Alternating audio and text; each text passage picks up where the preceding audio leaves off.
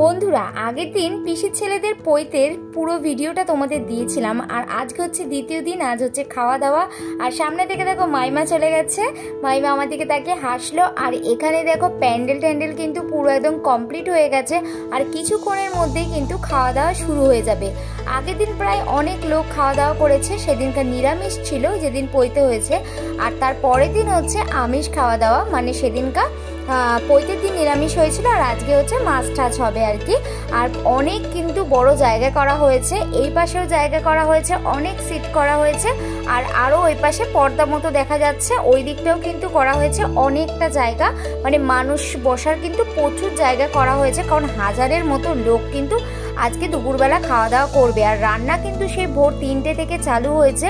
এখানে কিন্তু অনেক রান্না বান্না হচ্ছে আর অনেকজন মিলে কিন্তু সব কিছু করছে।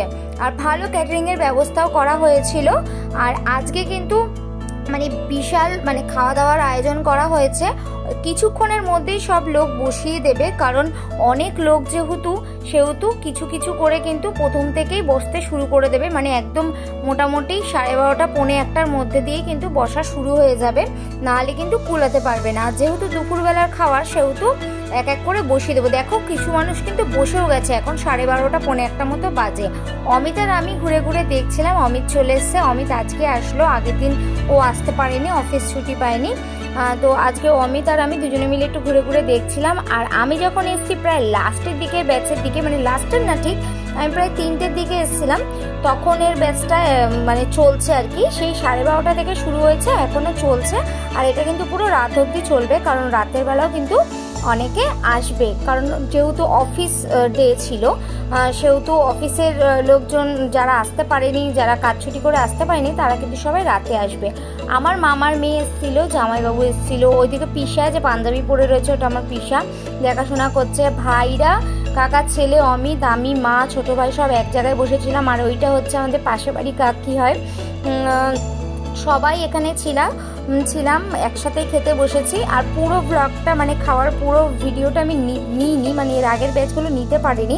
আর মেনুটা কি হচ্ছে আমি বলে দিচ্ছি। সাদা ভাত ছিল, আর দেখো মাছের মাথা দিয়ে ডাল, আর আলুর চিপস ছিল, এই যে আলুর চিপস ছিল, আর তার সঙ্গে ছিল ইঁচড় চিংড়ি ছিল।